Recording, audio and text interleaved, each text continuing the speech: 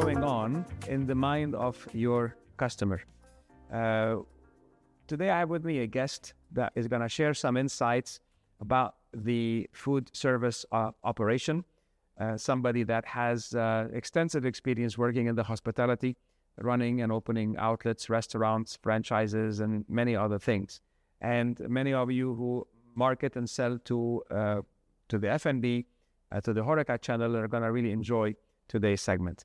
I have with me special guest Abdallah Elias. How are you, Abdallah? Hello, Ramez. How are you doing? Wonderful, fantastic. Abdallah, tell us a little bit about how did you get involved in the F&B industry? Well, it started as a passion because I was 18 years old and I used to go to the restaurants, I was fascinated with all what's happening in the restaurant. And I always thought that there is something more to what we are seeing. So much details, things to take care of, interaction, building an experience. And since I love to connect with people and deal with people, I said that the hospitality is my field. I want to be in the hospitality. Wonderful. So I start working and studying at the same time. And I started in the hotel industry, where I learned all the techniques that you need, the right skills. And here I am, 26 years, still in the industry, passionate about it and enjoying what I'm doing. Wonderful. I love what you said, where you were attracted by the love of serving people, creating an ambiance. You mentioned an environment. Yes. And so a lot of time we do not understand this. If you're selling to the food service industry, a lot of the operators actually are driven by this insight, so they really are all about serving their clients, providing them with the best experience, provide them with the best cuisines. And you and I had dinner maybe a month or so ago at the restaurant that you operate, with a very, very nice. I can still remember the pictures. Actually, I have some pictures. Maybe we can show them. Will be great. We can show them here. So anyway, and then you worked in the hospitality, and then you mentioned in the hotel industry. Yeah. Okay. So fine. Let me ask you a direct question. So you've dealt with salespeople. Yes. So they are coming to sell you something. Always. Okay. And always. Okay. So tell me how, in your mind, when someone is coming to sell you something, what are some of the things that make one salesperson stand out from another salesperson? Basically, when you find someone that is aiming to connect with you, so many people, they start talking about their product directly without the proper introduction. You don't feel the connection and you feel it's going to be a waste of time. Or you end up telling him, you know what, send me your profile. I'll have a look. I'll get back to you. But whenever a person comes to you, he wants to know the person that you are, he connects with you, then you will find some passion together to discuss about, and then you will be willing to listen to what he's saying and to see if there might be an interest in the product that he's selling. Amazing. And what you just described there is, again, we know that people buy from people they know, like, and trust. 100%. So no liking. So one of the elements of liking is finding commonalities. So what you described, someone that we can find something in common. And for our audiences in here, again, this ability to build rapport and research your customer and understand who they are, what are their interests, their goal, their motivation, and then genuinely, if you have the same interests and motivation, then that can become a point of camaraderie, of friendship that gets built. And at the end, it's a lot easier to buy from someone you like than someone that 100% you don't like. And then we go from knowing, liking, and then trusting. So in your mind, right? So you give someone a try, right? Yeah. But then how do you really then make them, or how have they become the go-to person in your mind? So basically, first, they manage to build the connection, which is great. Then you want to see all the promises they told you about in their pitch. Mm-hmm. And then you start observing if it's getting materialized or just they are words or promises. Mm-hmm. And based on the deliveries, you will understand that this is person who is reliable, I can work with, I can trust. So I can come up if I need some help with other products. He can give me a resource. He can be like confident for me, or he's just a person. I use an expression I learned in the previous. No action, talk only. So it just all talk and no action. exactly. So but is very interesting. So what you said is, okay, I want to see if a lot of the promises materialized. 100%. So here, being reliable, doing what you say you're going to do. True. Being able to, why is this important for you as an F&B outlet manager? Because I basically at the end, what I'm taking is service to be able to provide a service to my customer, my guest. I like to call them guests. So if I want to give them the right product, the beautiful experience, so I need to have the right material with me. So in case he did not deliver on time or the product was listed on my menu, then for a certain period, sorry, we don't have it. The supplier Did not bring it. So at the end, I become really at a weak point with my guest, and I cannot show them this beautiful experience when I started talking about the ingredient that I'm using from the sale. So it affects me a lot. So again, here, understanding the concept of, if you are in the business of serving food, or food service. So if you're in the business of serving food, you have to make sure that you have the food to serve. Yes. And if you're in the food service business, you need to make sure that you're serving those that are serving the food. So it is, it's definitely something that is there. So thank you for this insight. And really, we sometimes underestimate that, there's a big, I would say, correlation or a comparison that wrongly happens, where some of let's say manufacturers that sell in a retail outlet, and then the same manufacturer would sell also to the HoReCa channel. Yeah.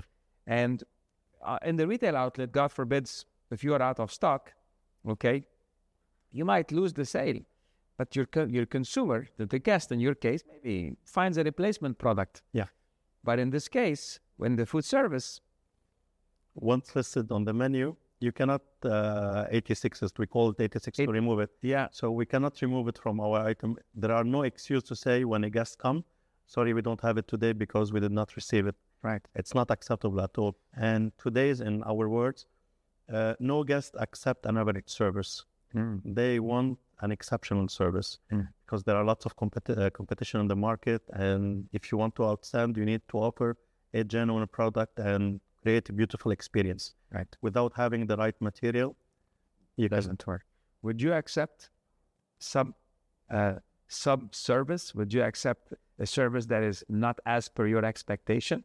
Especially about food. I don't know about you, but I get to be personally picky. Yeah. So if I am picky, I'm sure you know the answer to how you would feel. Actually, Ramez, imagine if you are a guest, you come to a restaurant, you ask for a certain item on the menu, and they will tell you, sorry, we don't have it. Then the second time they come, sorry, you don't have it. Then you lose this guest. Yeah. So it's very essential, whatever material you put on your menu, to make sure it's available 100%. Well, I'll build on that. I was just I was in Saudi Arabia, and I tried a nice wrap from a place. It was delicious the first day. I was doing a training, and the next day they brought, I said, this is good, bring it again, because it was light. They brought the wrap the next day. It was available, but guess what happened? It was spicy. Oh. Like, Habibi, the first day there was no spicy. It was not spicy. What happened to it? Like, oh my God, it became... So, Hone, you have this... Tell us a little bit about the concept of consistency and how does... So what role does consistency play in a food service outlet? For sure. Consistency is an important factor. Yes. And this is why we create recipes and what we call them fish technique. So when the chef or... fish means it's like a little list paper. Paper, 100%. Fish en français. Exactly. So basically, when the chef and the food and beverage manager are creating an item on the menu, so they list all the ingredients that they are available, the exact amount that you need to put in this dish, and the product from the right supplier. Because if you change, for example, a cream, it will change the whole taste. If you change a spice from a supplier, maybe the other one have it with a strong taste and strong flavor, it also changes the whole experience. So the quantity of what you put in based on the supplier or based on a brand is gonna give you variation of the taste, and that is gonna. This is what happened to me maybe the other day. 100%. You know, it's like, there is no. I'll give you a small joke. So my son Christopher, the eldest, once I wanted to persuade him to actually come with me to a New Year Eve party. Okay. And I told him he loves Lebanese food. I said, and they actually have a buffet. They brought in a Lebanese cuisine. He looks at me. He goes, "Pop, is the chef Indian?" You know, because of course, if the chef is Indian, it no longer becomes Lebanese cuisine. Sorry, no prejudice there, but sometimes that changes it affects the flavor profile that gets delivered. So once you set your recipe card, then you ask certain people that they know they are foodies, they love to eat, to come and taste this dish for you, and you get their feedback. So, or another criteria we use, our top selling guest or top favorite guest that we have, that they come often.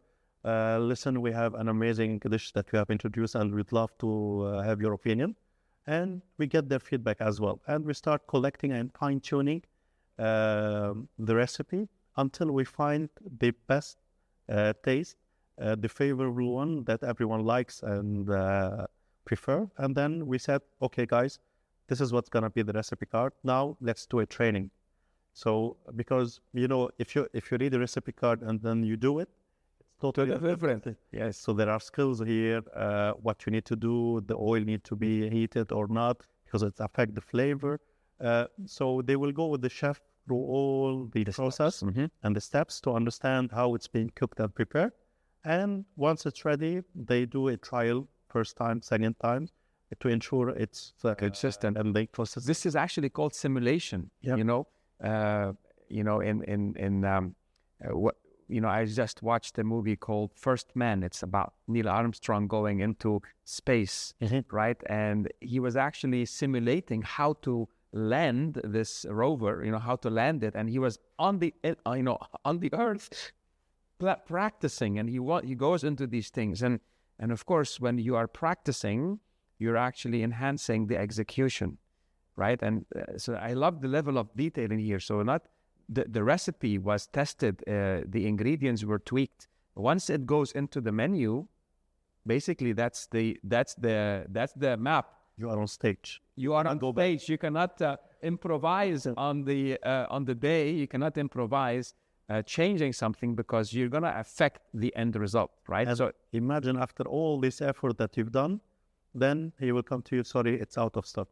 Oh, and you start promoting it. Train your waiter to upsell it, to speak about it in your social media, and then, sorry, we're not there. It's not there. So I think here this really gives a lot of insights, because especially I think a lot of the salespeople on the ground experience this. But what I love about what you said is a lot of the work that happens in the background. So we better understand the food and beverage professional, understand their world, understand how critical these steps are, because they're all about experience. They're all about giving their guests the best possible flavors, the best possible food. They've tested it. They know it wins. Exactly. They're going to play this song, but there is no watar. There is no chord that happens. The chord is gone, and they cannot play that song. Wonderful. That's very, very powerful. Thank you for sharing this beautiful example in here.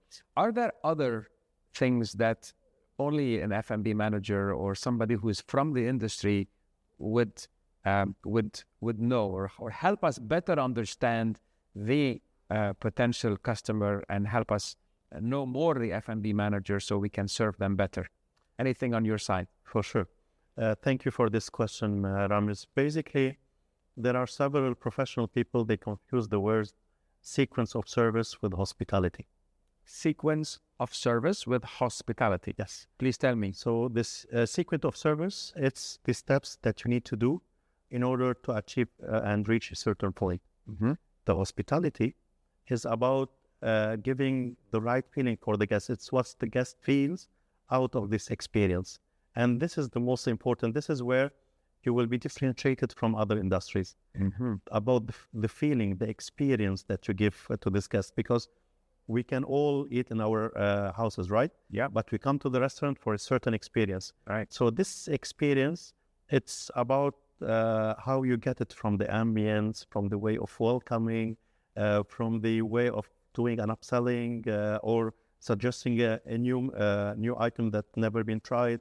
The passion when you are explaining about the food or the beverage, how it's built up and created. So these all are the show that you do, the presentation, because you see now most of the restaurant, they do some service at the tables.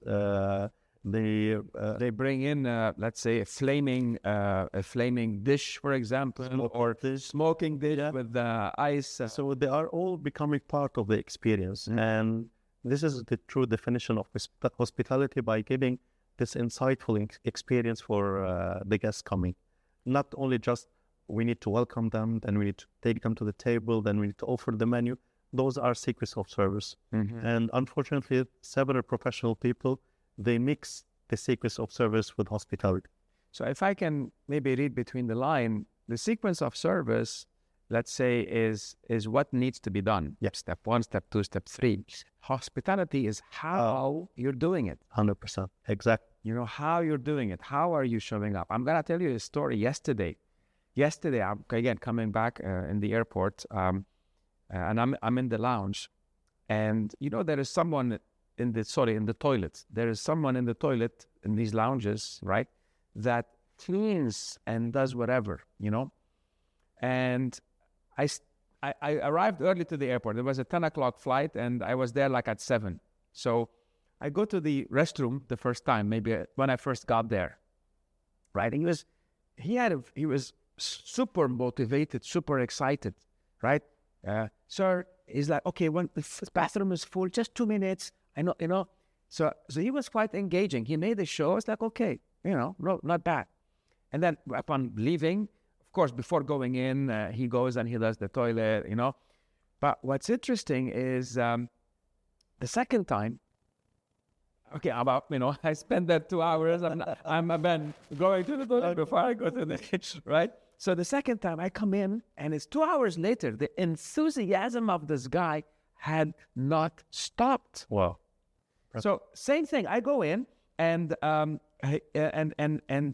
there was a line, and like, okay, few moments, someone will come out. Just please wait. I'm like, okay, I'm getting it. I'm getting this guy, and again the toilet opens. I go in, and I'm actually hearing. I'm there. I'm hearing him talking with a kid. Wow. I'm there. He's talking with a kid. He's saying, "My name is," what was his name? My name is, I want to say Denzel. You know, because it's like, it was very, my name is, he said, I am Puya Denzin. Puya means brother, right? Or something like that. I'm Puya Denzin. Oh, I said, okay. And I go out, and I told him, how long have you been here? He said, 6 months. I said, why are you here? He said, I have family back at home. Wow. I have family and I have kids. And I said, man, thank you so much. You know, you made me smile. Amazing. And guess what happened with the "you made me smile"? I put my hand in my pocket, and I gave him a small sign. He's like, oh, thank you, sir. You don't have, you know, if you want something from others, you know, we all want something from others. Nothing happens in life by yourself. You need, what comes first is giving. That's the law of reciprocity. You're giving value. You're giving service. 100%. When the hospitality, when the outlet owners provide this service, the what and the how, and you know, you get this vibe, you get this culture that gets built Exactly. on the inside. So I just thought of sharing that story. This is just yesterday. Thank you for sharing this, Ramez. But this comes to something that I have understood, that anything you put your heart in it while doing it, comes with passion, the result, the outcome, it will be amazing. So whenever you are working and you work from your heart to make sure that this guest is really enjoying the experience when you are serving it, the outcome, it will be tremendous. It will show because you touch his heart. It's coming from your heart to his heart. Wow. Coming from our heart to your heart. This message is from our heart to your heart. 100%. Coming back to the steps of the sale or steps of service, and we have the hospitality, so the what and how. What's the objective of providing the best steps and the best hospitality and the best service? What's the driver, the ultimate outcome for an outlet owner?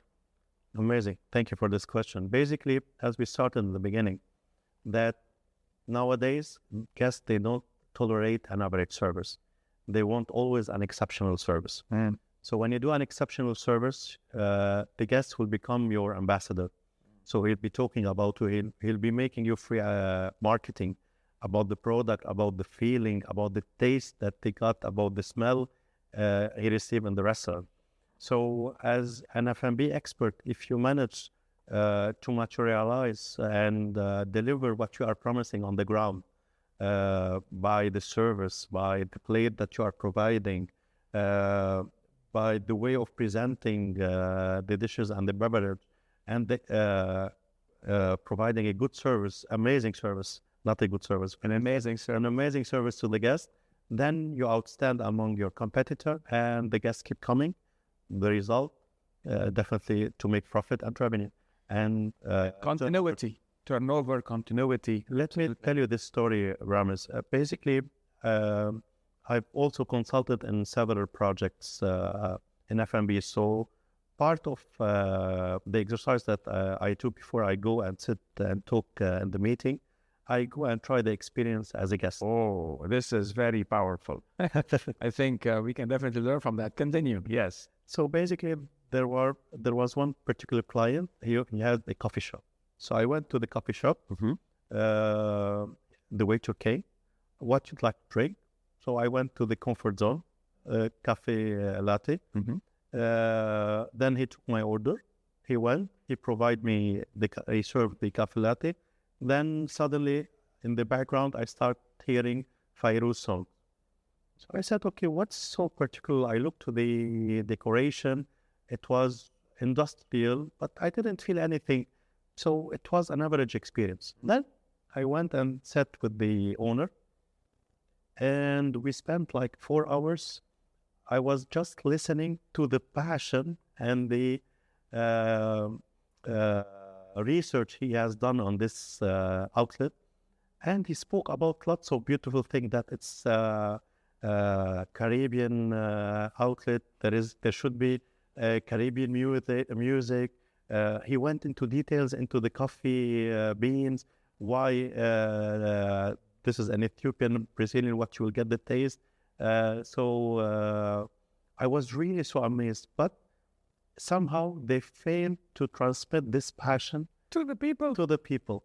And this is where the gaps happens. When you do lots of research and really you work hard to understand better your business and provide the best outcome for the guest, and you fail to pass this knowledge to your people. I think this example is a beautiful story where sometimes owners of outlets, leaders of businesses create a strategy. And the issue is not in the strategy, it's in the implementation, because the strategy gets implemented by the people and there is a breakdown in that communication. And the way of ensuring that consistency is all about repetition, and is all about training, and is all about immersing people in what good looks like. It's very hard for someone, if this gentleman doesn't know what Caribbean music is, he's putting Fairuz because this is his, maybe he's Lebanese and he ended up putting Fairuz, but misses completely the boat. It's definitely becomes a disaster. Kills the whole experience. And you talked about the objective is to stand out, to create continuity, to, and then today you have a massive amount of competition. Actually, I was talking with an outlet owner in Saudi Arabia. I said, how is business? And he said, it's good, but not as good as before 2020. Yes. I said, why not? Guess what he told me? Because lots of competitors for the market. Competition. Yeah. And lots of competition. So today, as you rightly said, the guests have a choice. And you can make a mistake one time, you can make a mistake 2 times. But after a while, will you keep going to a place that serves you good coffee today, or serves you good lasagna today, or serve you a nice whatever sandwich? It was actually a falafel, then it became a spicy falafel. Would you go back to him? It's like, no, thank you so much.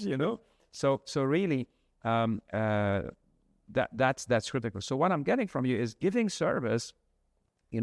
That service element and that consistency drives frequency. Yeah. Because today I heard this quote, and correct me if I'm wrong, but I think this quote applies to a lot of principles in life, that in order to succeed in a food outlet, I think in order to succeed in any business, you have to be patient and you have to be generous. Yeah.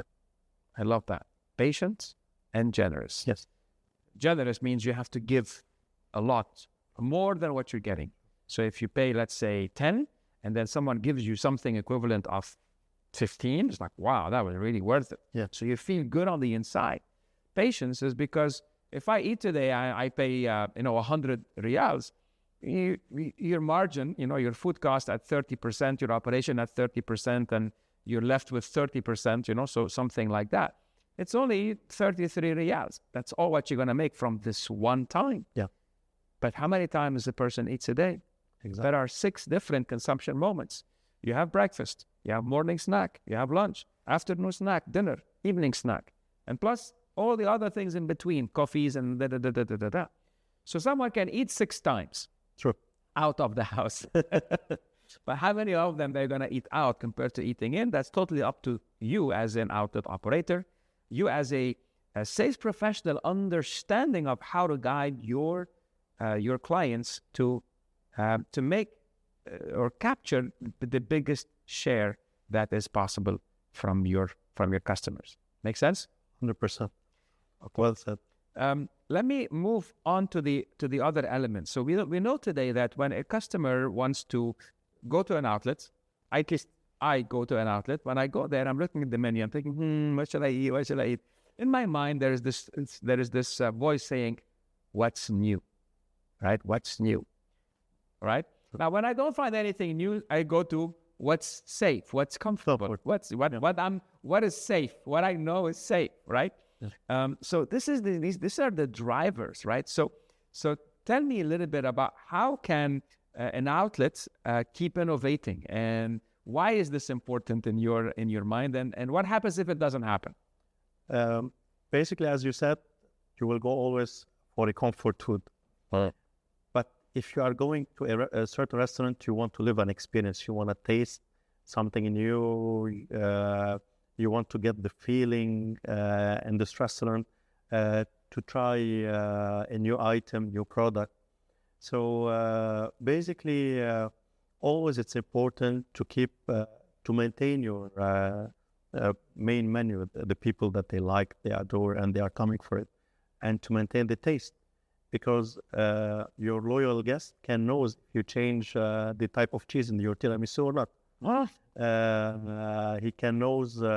I actually had the client telling me, Ramez, if the cream is unavailable, I will prefer to tell my customer, sorry, today we don't have this item. Because if I change the cream and the taste changes, then I'm going to have a bigger problem. Yeah. I was like, wow, Yeah. Sorry to interrupt you there. No, not at all. It's well said. It's on the subject. Yeah. So basically, you need to maintain the food that the people like and they keep coming. And from time to another, you need to open the innovation for the chef to create 1 or 2 dishes and that keep change on monthly basis, just to taste, introduce a new service to the client. So I'll tell you one story. Yeah. I was doing a market study in Singapore, and there was this restaurant that you goes inside and you sit. You don't find anything on the table, no salt, no pepper, nothing. The waiter comes to you. Are you allergic for a certain food? No, I'm not. Perfect. What you prefer to eat? Meat, fish, or chicken? You tell them. Okay, I'll bring you whatever I'll bring you. You eat it. So he started bringing you like 8, 9 courses with a small bite, of course. You cannot eat it. Yes. And with every bite, you feel like there is a festival in your mouth. Something is happening. You are exploring taste. You've never tried it before. And it was really, this guy, he was so confident in his product. So he'll tell you, you will eat what I will give you only.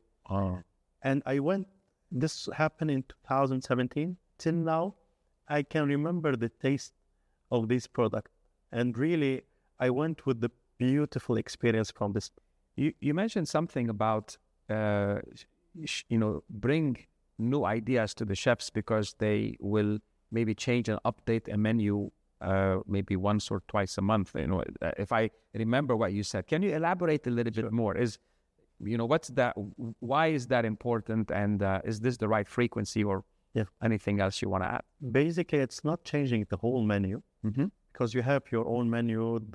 It has the feeling from the concept that you have created. So this one has to be always available and consistent in the taste. Right. What you will do, you will give the chef a margin to adapt the taste of the local market he is in and innovate and come up with new plates. And in order to have something always new on your menu and to have... Why is having something new important? Because if you come the first time, you enjoyed it. Second time, you enjoyed it. Third time, you want to try something else. Something new, what I just said. 100%. So it's actually helping meet the consumer expectations. 100%. So there is always something new happening. So they are eager to taste those 2 or 3 dishes that the chef created. And in the beginning, you asked me about how the salespeople can help us. Yes. Sometimes, for example, in Saudi market, there is no alcohol. It's not allowed. So they created a brand where you can find the gin at 0% alcohol while having the same bottle of the gin, the same bottle of the whiskey. And they went far beyond the product they are offering. They start offering a mixologist services, providing recipes to the F&B expert so they can use based on their menu to train their team using their product. So guess what? We got stuck with this product. We love to deal with this product. We trust those people because whenever we want to create a new beverage, we come to them. Even though our people, they are expert in creating, but still we look for something new because they know the market. They've been dealing with several concepts, so they know what's the most common needs, the trends. Exactly. Right. And you can have it for free as a support. You can have, you said this is really critical. Yeah. Do you have time to keep up, to come up with all these innovations? You're running the business, you're serving. This time becomes an issue. Definitely, especially in F&B business, there is lots of detail to take care of from the product, the inventory, the teams, the guest complaints. There are several things that are on your plate. So whenever a sales person comes to you with those innovative ideas, you are attached to them, attracted to them. Please give me more. I want, help me, because it's a free support to you, as if he's part of your team, giving you the support to create the product. So we talk about creating value, being proactive. So to sell is to be of service. We know the service industry loves to provide service. So we as sales professionals want to give them that service. And do we wait for the customer to say, hey, man, can you give me something new? Or you say, you know what? Now the seasons are changing and the flavors will change. So now we're going into winter. Maybe chocolate, maybe cinnamon, maybe... the almond, is more warmy. So you really come with the ideas, with the insights based on the seasons, and you can have, I guess there are 4 seasons in the year. There's at least 4 times where you could innovate if it's a beverage idea. I'm just thinking. Yeah. Actually, thank you for bringing this. It reminds me of this concept that quarterly he changes the whole theme of his menu, of his beverage. menu, Yeah. beverage, glasses decoration, fall season, winter season, spring season, Summer. and you can see the reflection in their mojitos, in their beverage, in their dessert they are offering, in the sandwiches they are offering. So it's something creative, and if you can do it and keep up with the seasonality, so you'll offer something new to your clients, it's amazing. Amazing. Wonderful. That has been quite insightful. So new is helping the outlet to be relevant, to stay relevant, to attract customers. Now, the other element of doing business, or growing sales is something called the average spend. Yeah. The average spend. So tell me a little bit what goes on your mind as an outlet owner, manager, leader, to help drive the average spend. And what is this average spend concept? So basically, you want to benefit the maximum from the guests coming inside your restaurant. But at the same time, you don't want to impose yourself or oversell or mess up with this guest experience, because really it's all about the guest experience. Right. So instead, you want to transform it to an experience. So you look, for example, if you start by taking the order, would you like a sparkling or a still water? You are giving a choice to the guest. Not having water or not having water, he has to choose one of the items. Right. Here you go, you did your sales. We call this an alternative option. So when you say yes or yes, you're giving them that option. Yes. Sure. And then the suggestion that you will, first of all, you listen what they want to order. And then in case they didn't order salads or appetizer, I noticed you ordered a beef. Let me suggest this salad. It goes very well with it. And it's a new item, and you explain about it in a way that you let the guests feel that I really so badly want to taste it because of the way that you describe it. 100%. So all these elements helps to build the average check and build the revenue at the end. So it's something that you need to do constantly with your staff. You need to do yourself a little bit of research to find the ultimate and the best way to present your product, while aligning always with your concept values, your concept mission and vision. So they will go hand in hand, and whatever you are promising, you are delivering on the ground. I love it. So the way of upselling. So first you need to have the items in the menu. Yes. So if the menu is limited, there's little upselling or cross-selling that can happen. But it's not about just upselling or cross-selling, but now we're actually becoming connoisseurs. We're becoming, you can say, advisors for our guests that are coming in. I saw that you're having this, you mentioned the steak. What really goes well with it is, not this Niçoise salad, but maybe try this roca with cheese salad, roca with whatever, this could go very well. So really then you're giving these suggestions. And is it important so here we have 2 things. We have sales professionals that are coming to the outlet. So is it important for them to know what goes with what? And then the other part is, of course, the staff, the waiters. Yeah. So what's your take on that? Both of them, they are very important. First of all, the waiters, they need to know their products very well. And I tell you, it's very rare. It's very rare in this part of the world for the waiters to know their products, right? Yeah. It happens that they know. And by the way, when they know their products, wow, it's really, because they can talk about this is Charolais from France. It's eaten, it's grass-fed. It's that, you're like, okay, I want to try that, know?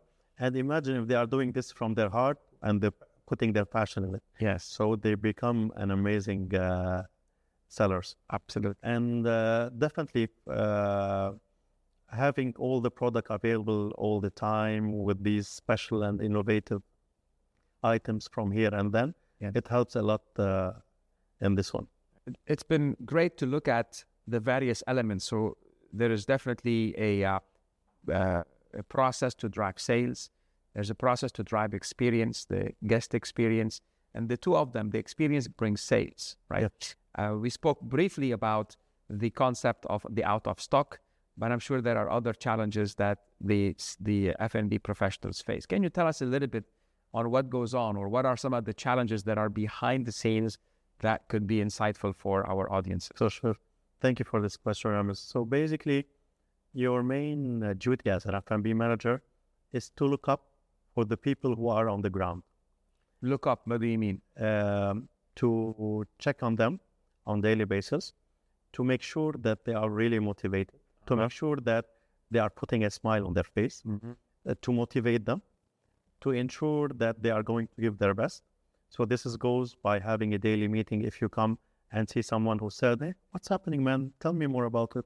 And then once he talk about it, he feel relieved, so he can forget about it, and now he focus on the work. And when as his manager, you offer some support for him, or just sometimes people, they want someone to listen to them.